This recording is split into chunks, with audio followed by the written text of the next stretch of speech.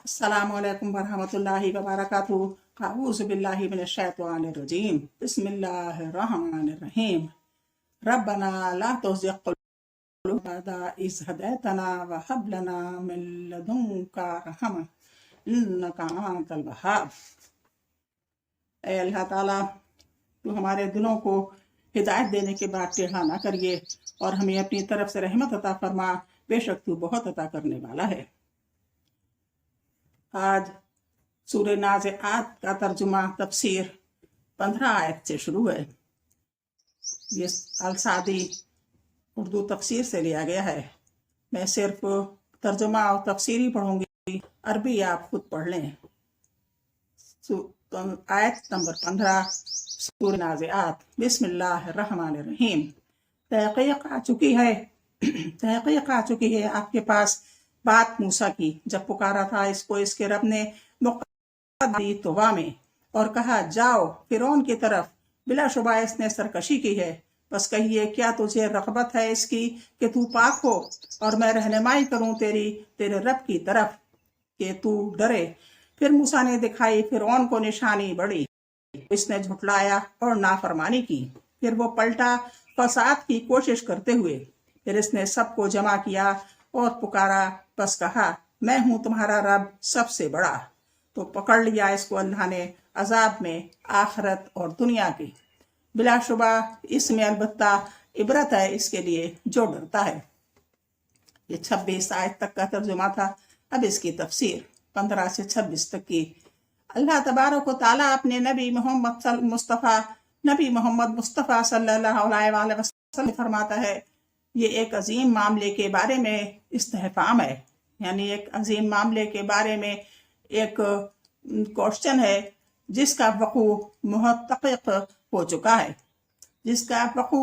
मुतहक़्क़िक़ हो चुका है। यानी क्या आपके हज़रत मूसा अलैहिस्सलाम का किस्सा पहुंचा है, जब इनके रब ने इन्हें पाक मैदान तवा में पुकारा, कि वो मुकाम है जहां अल्लाह ताला ने मूसा अलैहिस्सलाम से कलाम किया, इन्हें रिसालत से सरफराज फरमाया, इन्हें वही के साथ मबूस किया और इन्हें अपने लिए चुन लिया।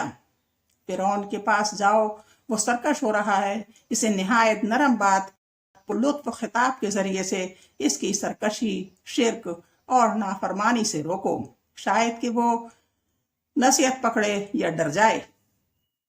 इससे कह दीजिए, क्या तू कोई खिसलत हमीदा और अच्छी तारीफ चाहता है जिसमें खुर्दमंद अक्लमंद लोग एक दूसरे से मुकाबले की रग़बत रखते हैं, और वो ये है कि तू अपने नफ्स को पाक करे और कुफ्र और तुग़यान से अपनी तहहीर करके ईमान और अमल साहला की तरफ आए।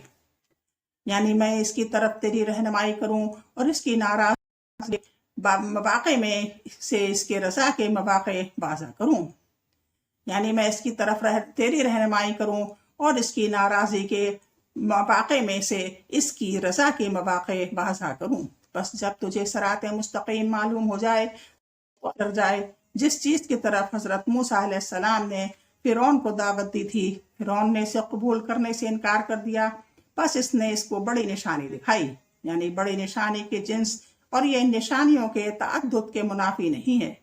जैसे अल्लाह ताला का फरमान है, मूसा ने अपना असा डाला तो वो यकायक साफ एक असदहा बन गया, और अपना हाथ बाहर निकाला तो वो सब देखने वालों के लिए रोशन चमकता हुआ हो गया। बस इसने हक को झुटलाया और हुक्म की नाफरमानी की, फिर और तदबीरें करने लगा, यानी हक का मुकाबला और इसके खिलाफ जंग में जद्दोजहद करने लगा। बस इसने अपने लश्करों को जमा किया और पुकारा और इनसे कहा, मैं तुम्हारा सबसे बड़ा रब हूँ। बस जब इसने इनको कमजोर पाया तो उन्होंने इसके सामने सरातात खम कर दिया और इसके बातिल का इकरार कर लिया। बस अल्लाह ने इसको दुनिया और आखिरत के अजाब में पकड़ लिया, यानी अल्लाह ताला ने इसकी सजा को दुनिया और आखिरत के अजाब के लिए दलील, तंबीह और इसको बयान करने वाली बनाया। बेशक इसी में इस शख्स के लिए इबरत है जो डर है, बेशक इसी में इस शख्स के लिए इबरत है जो डरे, क्योंकि जो कोई अल्लाह से डरता है वही आयात इलाही और इबरतों से फायदा उठाता है। लिहाजा जब वह फ़िरौन की सजा पर गौर करेगा تو اسے اس حقیقت کی معرفت حاصل ہو جائے گی کہ جو کوئی تکبر اور نافرمانی کرتا ہے اور مالک اعلیٰ کا مقابلہ کرتا ہے، اسے دنیا و آخرت میں سزا ملتی ہے۔ جس کسی دل سے خشیت الہی رخصت ہو جاتی ہے، یعنی اللہ کی محبت رخصت ہو جاتی ہے، تو اس کے پاس چاہے ہر قسم کی نشانی کیوں نہ آ جائے، وہ ایمان نہیں لاتا۔ اب ترجمہ 27 آیت سے 33 نازعات کی 27 آیت سے 33 آیت تک کا ترجمہ۔ کیا تم سخت تر ہو دوبارہ تخلیق میں یا آسمان؟ اس اللہ نے اسے بنایا، بلند کی اس کی چھت، پھر ٹھیک ٹھاک کیا اس کو، اور کیا اس کی رات کو، اور ظاہر روشن کیا اس کے دن کو، اور زمین کو بعد اس کے بچھایا اس کو، نکالا اس میں سے اس کا پانی اور اس کا چارہ، اور پہاڑوں کو گاڑ دیا ان کو، فائدے کے لیے واسطے تمہارے اور تمہارے چوپاؤں کے۔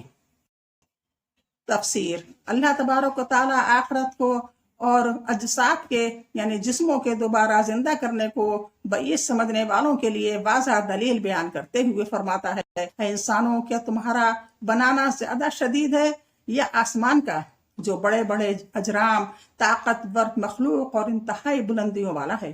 اسے اللہ تعالیٰ نے بنایا ہے، یعنی اس نے اس کی چھت اور صورت کو بلند کیا، پھر اسے برابر کیا، یعنی اس کو محکم اور مضبوط بنا کر، جو عقل کو حیران اور خرد کو گم کر دیتا ہے، یعنی عقل کو حیران کر دیتا ہے۔ یعنی اللہ تعالیٰ رات کو تاریک کرتا ہے تو یہ تاریکی آسمان کے تمام کناروں تک پھیل جاتی ہے، زمین کو تاریک کر دیتی ہے۔ یعنی جب اللہ تعالیٰ سورج کو لے کر آتا ہے تو ان پر عظیم روشنی ظاہر کرتا ہے، تو لوگ اپنے دینی اور دنیاوی کاموں کے لیے پھیل جاتے ہیں۔ یعنی آسمان کی تخلیق کے بعد زمین کو اس نے بچھایا، یعنی اس کے اندر ان کے منافع ودیت کر دیے، ان کے لیے فائدے اس میں جمع کر دیے۔ پھر اپنے اس ارشاد سے اس کی تفسیر بیان کی، اسی نے اس میں سے اس کا پانی نکالا اور چارہ اگایا اور پہاڑوں کو گاڑ دیا، یعنی انہیں زمین پر مضبوطی سے جمایا۔ آسمانوں کی تخلیق کے بعد اللہ تعالیٰ نے زمین پر ہموار کیا، جیسا کہ ان آیات کریمہ میں منصوص ہے، اور رہی خود زمین کی تخلیق تو یہ آسمان کی تخلیق سے مقدم ہے، جیسا کہ اللہ تعالیٰ نے فرمایا، کہہ دیجئے کیا تم اس ہستی کا انکار کرتے ہو جس نے زمین کو 2 دن میں پیدا کیا، اور تم ہو کہ اس کے ہم سر بناتے ہو؟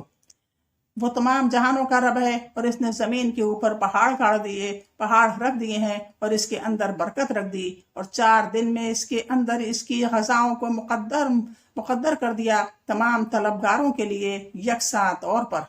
پھر وہ آسمان کی طرف متوجہ ہوا جبکہ وہ دھواں تھا، بس اس نے آسمان سے اور زمین سے کہا، دونوں آؤ، خوش دلی کے ساتھ یا بادل نخواستہ۔ انہوں نے کہا جاتے ہیں، بس اس نے 2 دن میں 7 آسمان بنا دیے۔ بس جس نے بڑے بڑے آسمان اور ان کی روشنیاں، اجرام فلکی، گرد بھری اور کثیف زمین، اس کے اندر مخلوق کی ضروریات اور ان کی منفعتیں ودیت کر دی، ضرور مکلف مخلوق کو دوبارہ زندہ کرے گا اور ان کو ان کے اعمال کی جزا و سزا دے گا۔ بس جس نے نیکی کی اس کے لیے بھلائی ہے، اور جس نے برائی کی وہ صرف اپنے نفس کو ملامت کرے۔ بنا بری اس کے بعد قیامت کے برپا ہونے کا ذکر ہے، اور پھر جزا و سزا کا ذکر۔